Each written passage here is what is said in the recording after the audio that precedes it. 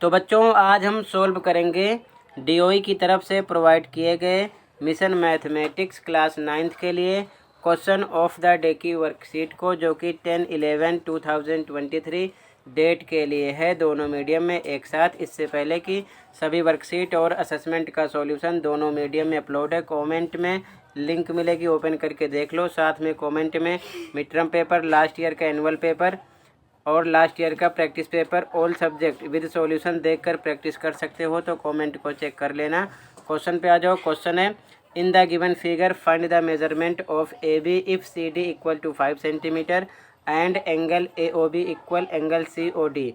दिए गए चित्र में ए बी का मान ज्ञात कीजिए यदि सी डी बराबर 5 सेंटीमीटर व एंगल ए ओ बी बराबर है एंगल सी ओ डी के। ठीक है, तो हमें ए बी निकालना है। यहाँ पर आप देख सकते हो इस डायग्राम में ए बी हमको फाइंड आउट करना है।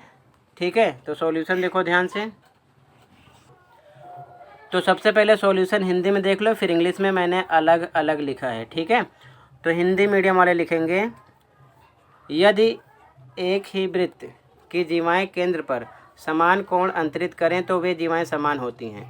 अर्थात एंगल ए ओ बी बराबर angle C O D question में दिया है, तो ब्रैकेट में लिख दो दिया है ए ओ बी, ये वाला angle A O C O D इसके इक्वल है।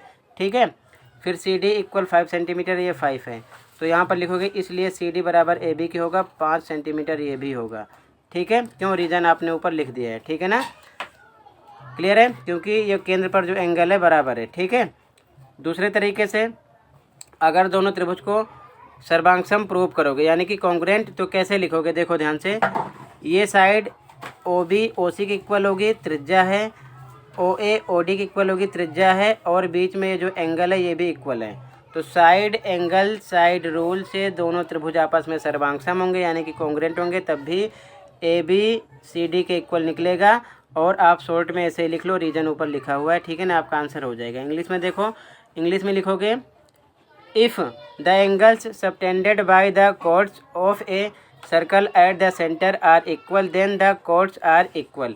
सो angle A O B equal to angle C O D given लिख दो ब्रैकेट में, क्योंकि क्वेश्चन में ये दिया है सी डी इक्वल 5 सेंटीमीटर दिया है, इसलिए सी डी इक्वल होगा ए बी के, जो कि 5 सेंटीमीटर है। ठीक है, तो ये आपका आंसर हो जाएगा। इसी के साथ ये वर्कशीट कंप्लीट है। कहीं पर कोई डाउट है कमेंट कर सकते हो। मिलते हैं अगली वीडियो में। Thank you for watching this video and take care.